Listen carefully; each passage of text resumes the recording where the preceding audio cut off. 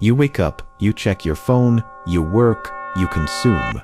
But somewhere deep down, you feel it, that nagging emptiness, that voice whispering, "This isn't you." Carl Jung called this the greatest crisis of modern life. We've traded our souls for society's illusions, and in his books, The Undiscovered Self and Modern Man in Search of a Soul, he warned that until we face this lie, we'll never be free.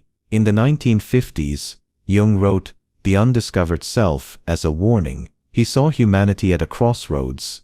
Either we reconnect with our inner truth, or we become slaves to mass ideology, technology, and bureaucracy. Fast forward to today, and his prediction has come true. We're more connected than ever, yet more lost. Why? Because we've outsourced our identity. In Modern Man in Search of a Soul, Jung argued that modern society runs on these toxic illusions. The illusion of certainty. Science, politics, and religion claim to have all the answers. But Jung warned, the shoe that fits one person pinches another. Your truth can't be found in a textbook, the illusion of separateness. We're taught to deny our shadow, the ugly parts of ourselves. But Jung said, there is no light without shadow, and no wholeness without imperfection. Your beliefs, shaped by algorithms. Your desires, manufactured by ads. Your worth, measured by likes and job titles. Jung called this the collective consciousness, a hive mind that replaces individuality with conformity. And the scariest part, most of us don't even realize we're wearing a mask. Jung's concept of the persona explains this lie. The persona is the mask we wear to survive in society. The perfect parent, the successful CEO, the happy influencer. We create these roles to fit in, but over time, the mask becomes us, and the cost. We bury our true selves, our fears, our passions, our shadow, until we forget they exist. Think about your own life. How much of your day is performance? The small talk at work, the curated Instagram posts. Jung wrote, every individual needs revolution, inner division, overthrow of the existing order, to gain something of his own. But society hates rebels, so we stay asleep. Jung's work isn't theoretical, it's lived. It's a blueprint for living a fuller, more integrated life. In the description and later in this video, you'll discover a simple, practical, actionable step-by-step plan to guide your journey toward individuation. Immerse yourself in this transformative and detailed content first, and let it lay the groundwork for your personal evolution. Your future self will thank you. Jung's antidote to the modern crisis is simple but terrifying. Who am I beneath the mask? Not your job, not your relationships, not your trauma. Who are you really? By now you learned how society forces you to wear a mask to bury your true self. But what happens to the parts of you that don't fit the mold? The rage, the lust, the shame. Jung called this buried self the shadow, and in The Undiscovered Self he warned, until you make the unconscious conscious, it will direct your life, and you will call it fate. The shadow isn't evil, it's everything society told you to reject. Your jealousy, your selfishness, your taboo desires. Jung wrote, the shadow is the person you'd rather not be. We lock these traits away, but they don't disappear. They grow stronger in the dark, sabotaging your relationships, your career, your sanity. Think Tyler Durden in Fight Club, Dr. Jekyll and Mr. Hyde, Batman and the Joker.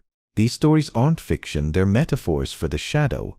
The shadow is the invisible ruler of your life, and until you face it, you'll keep repeating the same mistakes, blaming others, wondering, why does this always happen to me? So how do you start? Step 1.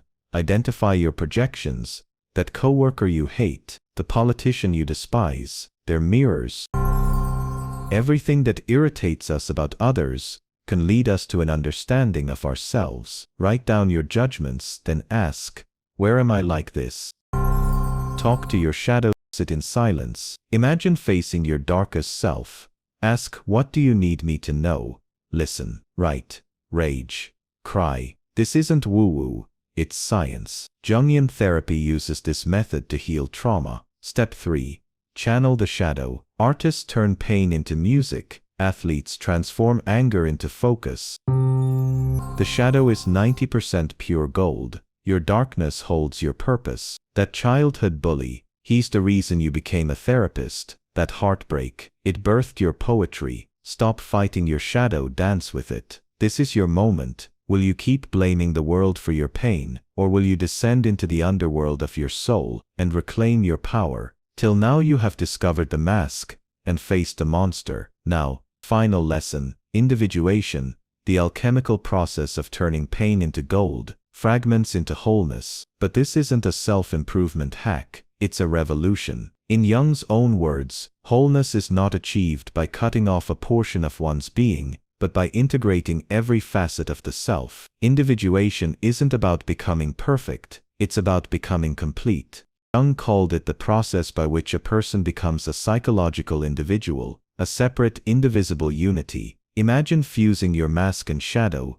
your logic and intuition, your light and dark, into something transcendent. This is your true self, flawed, fierce, and free. But society hates this. Schools teach conformity, religions preach dogma, capitalism sells you quick fixes. The world will ask you who you are, and if you don't know, the world will tell you. Individuation is your rebellion, a reclaiming of your soul's the good thing. You've already begun, confronting the persona. You tore off the mask, now you know. You're not your job, your followers, or your trauma. Facing the shadow you met your darkness, now you know. Your rage is power, your fear is wisdom, but the journey doesn't end there. The final stages, they'll test everything you think you know, meeting the anima or animus, Jung's term for your inner feminine masculine. It's the poet in the soldier, the warrior in the healer. To integrate this, ask, what traits did I reject, because they weren't manly or ladylike? Embracing the self, the culmination, the divine spark, the core of being. This isn't ego, it's the archetype of meaning that connects you to something eternal. The self is the total timeless man, who stands for the journey of life. Individuation isn't safe. The most terrifying thing is to accept oneself completely. You'll lose friends, outgrow relationships, face existential despair. Why? Because truth is a merciless mirror. The world will call you selfish, weird, or lost. But as Jung said, the privilege of a lifetime is to become who you truly are. This is the paradox. To belong to yourself, you must exile yourself from the herd. To find your soul, you must wander the wilderness. But in that void, you'll discover something miraculous. It's a call to arms. Here's how to begin. Spend 10 minutes daily in silence. No screens, no distractions. Let your soul speak. Sacrifice the old self. The road ahead is lonely, but you'll meet guides, dreams, synchronicities, moments of awe that whisper, you're on the right path. And one day you'll look in the mirror and see a stranger who's been you all along.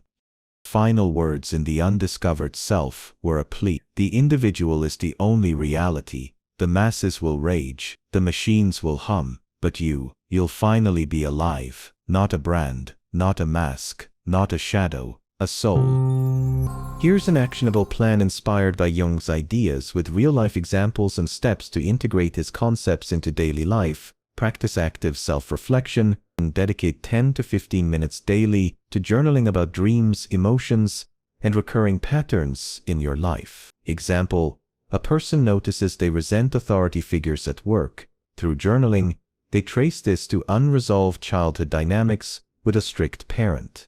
How to do it? Ask, what unconscious patterns am I projecting onto others? Use prompts like, what did my dreams symbolize? Or when did I feel most alive today? Confront your shadow, identify traits you dislike in others, and explore how they reflect parts of yourself you deny. Example: someone judges a friend's selfishness, but realizes they suppress their own needs to please others. How to do it? When triggered, ask, what part of me does this person mirror? Write a letter to your shadow. For example, dear jealousy, why are you here? Engage in creative expression. Use art, music, or writing to channel unconscious material. Jung called this active imagination.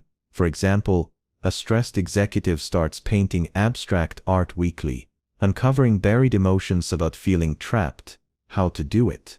Doodle freely without judgment, then reflect on symbols. Role-play a dialogue with a dream character. For example, ask a monster from a nightmare what it represents. Seek wholeness through ritual or mindfulness. Create a daily ritual. For example, meditation, walking in nature to connect with your deeper self. A person battling anxiety starts a morning meditation practice, imagining a wise elder archetype guiding them. How to do it? Meditate on a symbol. For example, a tree equals growth, and journal insights. Use mantras like I am more than my thoughts, I am becoming whole. You'll find a journal template in the description to help you document your journey better. If you enjoyed this content, engaging with it truly makes a difference, whether through a like, constructive feedback, or a subscribe. You're also welcome to leave a monetary tip via the link below if you'd like. Thank you for your time. Hope you accept your shadow self soon.